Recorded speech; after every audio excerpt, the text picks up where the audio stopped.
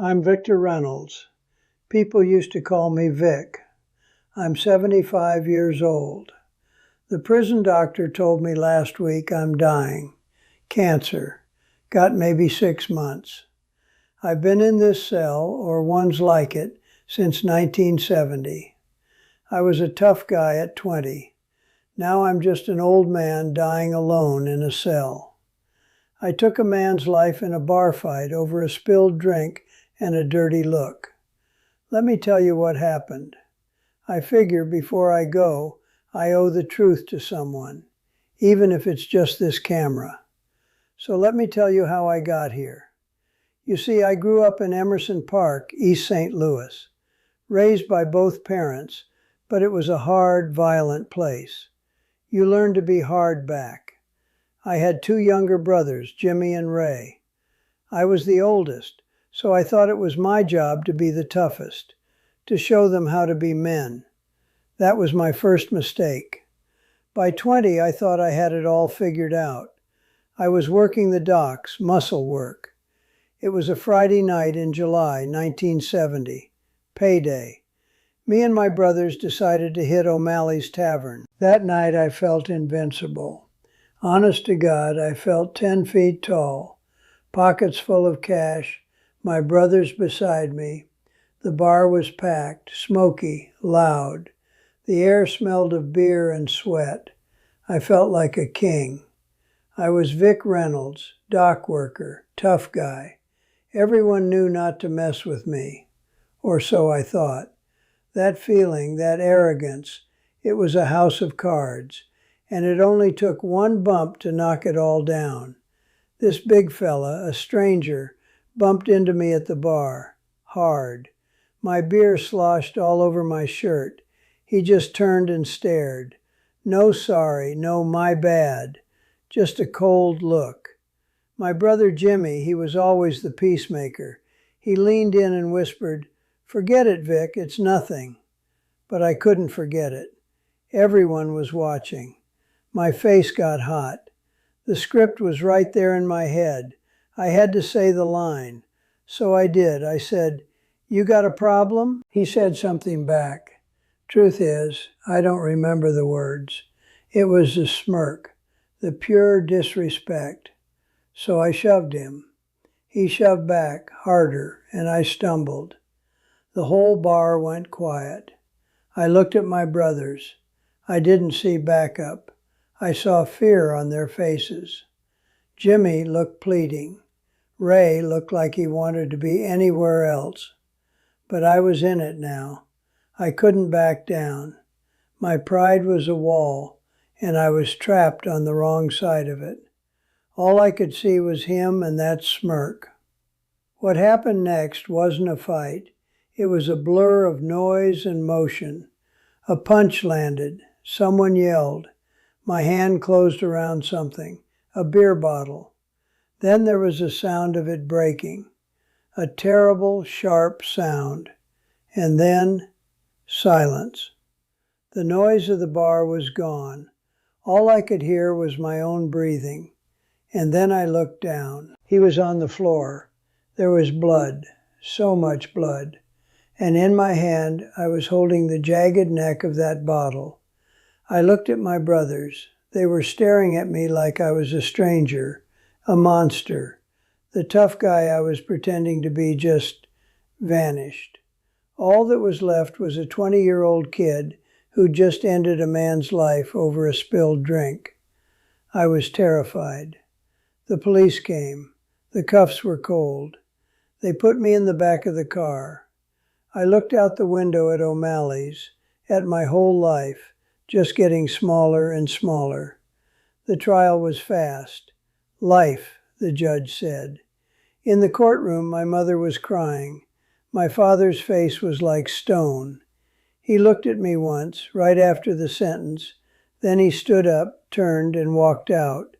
He never looked back. That was the last time I saw any of them. My family, Jimmy and Ray, estranged for decades now. I was grieving. The cell door slammed shut, and for the first few years I was still that angry kid.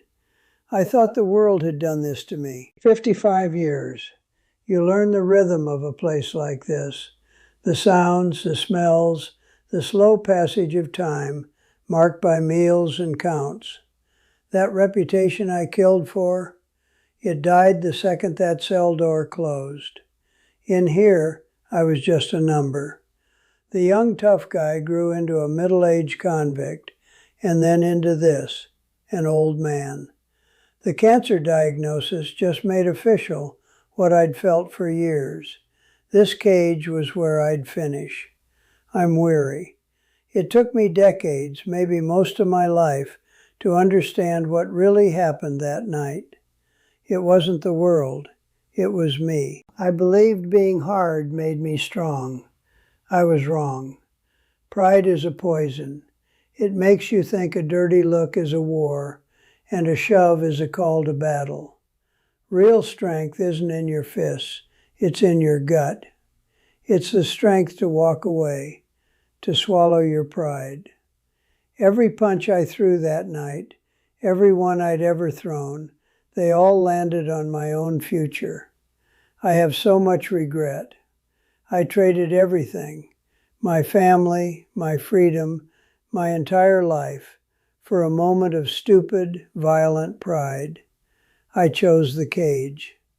To any young man listening, especially if you're angry, if you think respect is something you take with your hands, you're wrong.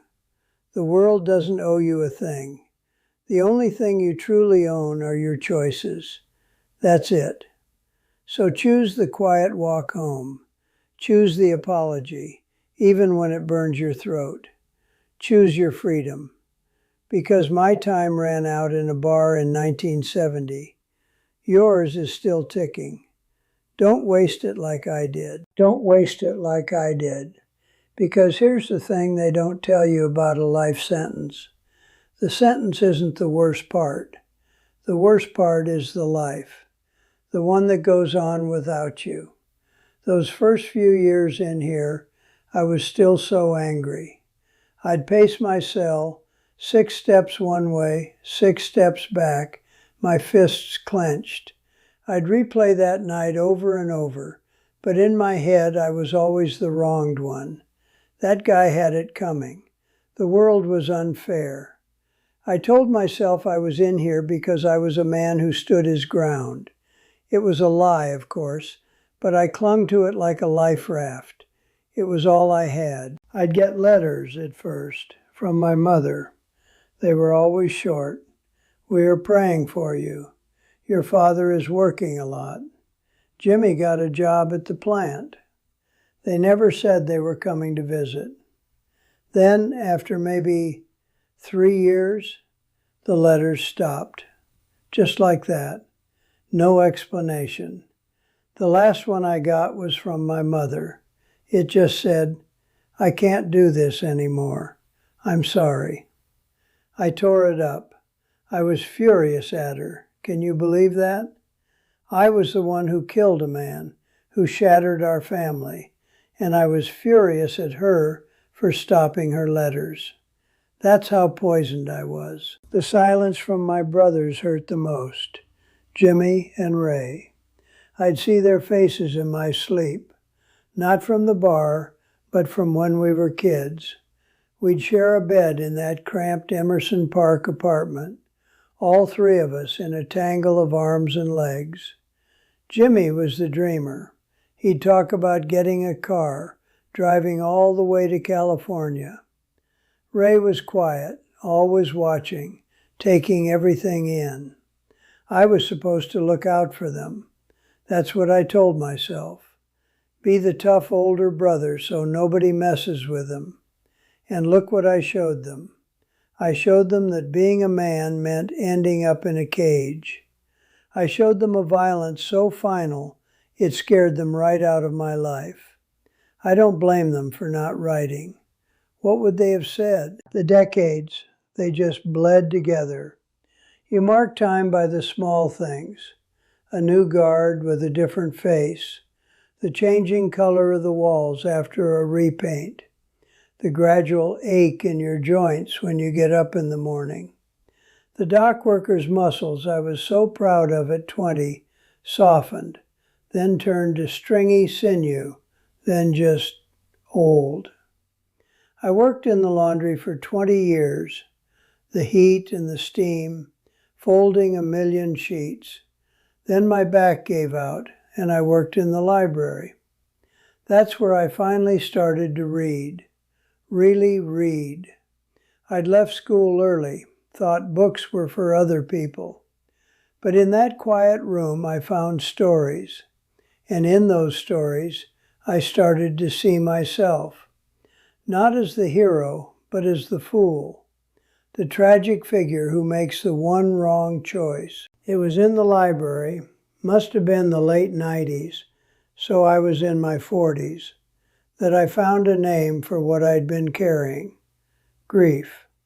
I was grieving, not just for the man I killed, though God knows I've grieved for him every day, but for myself, for the life I threw away, for the husband I never got to be, the father I never was, for the brothers I lost.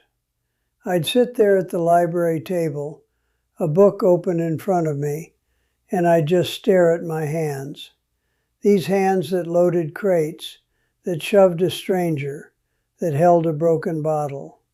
They were just hands. They weren't weapons. I made them weapons. And I was the one who got locked up for it. The big milestones on the outside would come and go. I'd hear about them. The turn of the century, new technology, the world moving on at a speed I couldn't even picture. My world was the same sounds, the clang of doors, the echo of footsteps in the block, the murmur of the TV in the common room, the same smells, industrial cleaner, stale coffee, old sweat. I became a ghost in my own life. No, that's not right.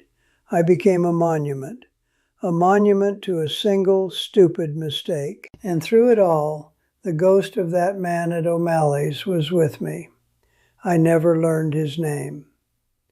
The trial was so fast, and his family, they never spoke to me, never looked at me.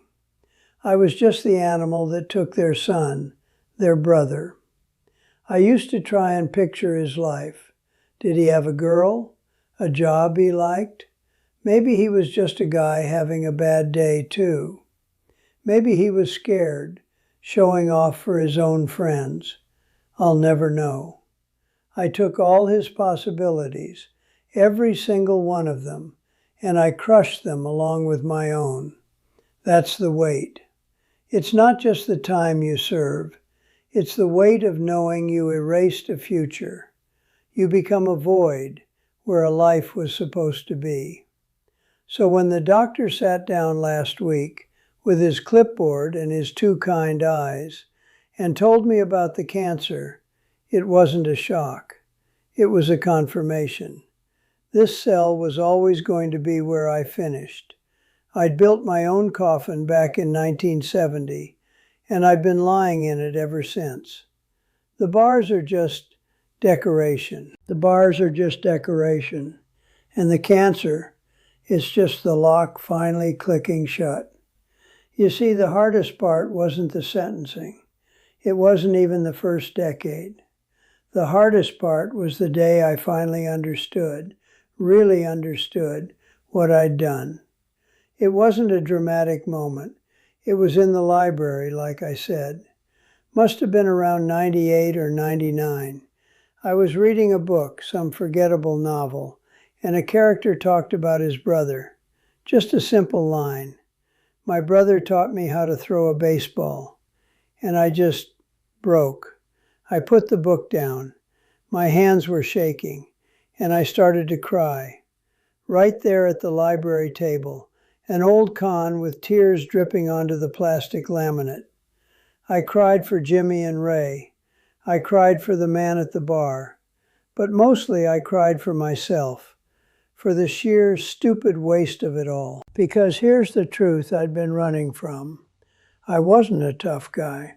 I was a scared kid. I was scared of being disrespected, scared of looking weak in front of my brothers, scared of the world that had always been hard to me. And all that fear, I dressed it up as strength. I called it pride, but it was just terror. I was so terrified of being nothing that I made myself into a monster just to feel like I was something. And I succeeded. I became something. I became a cautionary tale. I became a number. I became the ghost in my own family's story. Whatever happened to your older brother? Oh, he's in prison for life. Don't talk about him. I think about my father walking out of that courtroom. For years, I hated him for it. I thought he was abandoning me. But now I think I understand. He was a hard man from a hard place. He probably taught me more about being hard than I ever realized. And when he saw what that hardness had finally made, a murderer, his own son, he couldn't look at it. I was the living proof that his whole world, the way he'd survived, was a trap. I think he walked away from me because he couldn't bear to walk away from everything he'd ever believed. So he chose the easier pain. He cut me out. And my mother, her last letter. I can't do this anymore. For so long I thought that was about her weakness, but it wasn't. It was about me. She couldn't watch her son turn to stone in a cage. She couldn't keep sending love into a void. She had to save what was left of her heart for my brothers, for herself. I took her son from her too. Not just the man at the bar. I took myself from her. That's the real sentence. It's not the time. It's the connections you sever. One stupid choice, one moment of red-hot pride, and you take a knife to every rope that ties you to the world. You cut them all. And then you spend the rest of your life in the empty space where those ropes used to be, wondering why you're floating away. I never had a visitor. Not once after that first year. No wife, no kids, no friends from the outside. On holidays, you'd see other men get visits. They'd sit in that room talking through glass. I'd sit in my cell and listen to the silence. That's my family now. The silence. The quiet hum of the fluorescent light in the cell block. The distant echo of a door slamming. That's what I chose. And the man, God, the man. I've prayed for him. I'm not a religious man, but I've prayed to whatever might be listening. I've said I'm sorry into the dark 1,000 times, but it doesn't matter. Sorry is a word for the living. It doesn't reach the dead. It doesn't give him back his years. It doesn't give him back a single one of the Friday nights he should have had. I took his name. I took his story. I made him a footnote in my tragedy, and that is an unforgivable thing. So when the doctor gave me the news, I just nodded. I said, okay. What else was there to say? This body, this old, tired body, it's just catching up to where my soul has been for decades. I've been dying in this cell since I was 20 years old. The cancer just made it official. They moved me to the infirmary wing. It's a different kind of cell. Softer sounds, the smell of antiseptic instead of bleach. But it's still a cage. My cage. The one I built with my own 2 hands when I picked up that bottle. They asked me if I wanted to reach out to my family, to anyone. They have forms for that. I said no. What would I say? Hey, Jimmy. Hey, Ray. It's your brother Vic, the murderer. I'm dying now. Just thought you'd like to know. No. They made their peace without me a long time ago. I won't be a ghost that knocks on their door now. Some debts you don't collect. You just carry them. So I sit here. I look at these four walls. I listen to the old man in the next bed cough, and I wait. And in the waiting, there's a strange kind of clarity. The anger is gone. The fear is gone. All that's left is the truth. And the truth is simple. I was a tough guy at 20. Now I'm just an old man dying alone in a cell. And the distance between those two things, that's my life. That's the whole story. And the distance between those two things, that's my life. That's the whole story. Here's what I learned, the hard way. I learned that being hard doesn't make you strong. It makes you brittle. It makes you break. Real strength, it's soft. It's quiet. It's the strength to walk away, to swallow the insult that burns your throat, to be the one who says, it's okay, when it doesn't feel okay at all. That's strength. What I had was just fear, all dressed up in a tough guy's clothes. I was terrified of looking weak, so I committed the weakest act a man can commit. I let my anger do my thinking for me. I thought being a man was about respect, but I had it backwards. You don't get respect by demanding it. You earn it by how you live, and you can't earn a thing when you're in a cage. I traded every possibility of a real life, a wife, kids, a quiet evening on a porch somewhere with my brothers, for the momentary illusion of respect in a smoky bar. I traded a lifetime for a moment, and the moment was gone before I even knew what I'd spent. So here is my advice to any young man listening, but especially to the angry ones, the ones who feel the world has it in for them, who think their fists are the only answer they've got. Listen to an old man who's been in a box for 55 years. The world doesn't care about your pride. It doesn't care about your reputation on the street. The world will move on, and you'll be left behind, holding the pieces of the life you shattered. You own your choices. That's the only thing you truly, completely own. So choose carefully. When you're in that bar, when the heat rises to your face and the script starts playing in your head, choose a different line. Say, no problem. Say, it's just a shirt. Say nothing at all. Turn around. Walk out the door. The walk home might feel long.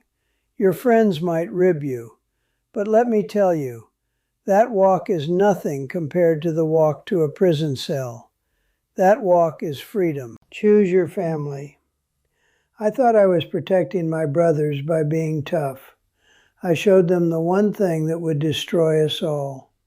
Protect them by being smart, by being there. Choose the job, the girl, the ordinary Tuesday. Choose the boring, beautiful, free life that seems so easy to throw away in one hot second, because you don't get it back. You get this. You get 4 walls and a lifetime of silence. You still have time. My time ran out in 1970. Yours is still ticking in your pocket right now. Don't pull the pin on that grenade. Don't be like me. I'm not asking for your forgiveness. That's not mine to ask. I'm just telling you the truth, so maybe you can learn from the wreckage of my life. This channel, from what they tell me, is for stories like mine. Hard lessons learned too late. If hearing this, if hearing the cost of one stupid choice means something to you, then do something for me. Hit that subscribe button. Turn on the notifications. Maybe my story can be a warning that stops someone else from making the same mistake. Leave a comment down there. Tell me, what's your moment? Is there a choice you're facing right now, big or small, where your pride is talking louder than your sense? Or maybe you've already walked away from a fight. Tell me that. I'd like to hear that. Hit the like button if this truth, hard as it is, resonated with you. And share it. Share it with that kid you know who's all swagger and anger. It might not sink in today, but maybe it'll sit in his head, and one night it'll be the voice that says, walk away. If you've got a story of your own, something you lived through, something you learned the hard way, they tell me there's a form in the description. You should fill it out. Your story might be the one that saves someone. Don't think it has to be as big as mine. Sometimes the smallest lessons are the ones that stick. There's a book I read in the library years ago, Man's Search for Meaning, by Viktor Frankl. He found purpose in a place that makes this prison look like a hotel. He wrote, "Between stimulus and response there is a space. In that space is our power to choose our response. In our response lies our growth and our freedom." I read that line 100 times. I burned it into my brain. That space, that's the most important territory you'll ever hold. That's where you choose to be the man or the monster. I didn't see the space. I just reacted. Don't be me. See the space. Choose your freedom. I was Victor Reynolds. I was a tough guy at 20. Now I'm just an old man dying alone in a cell. Don't let your story end like mine. Choose better.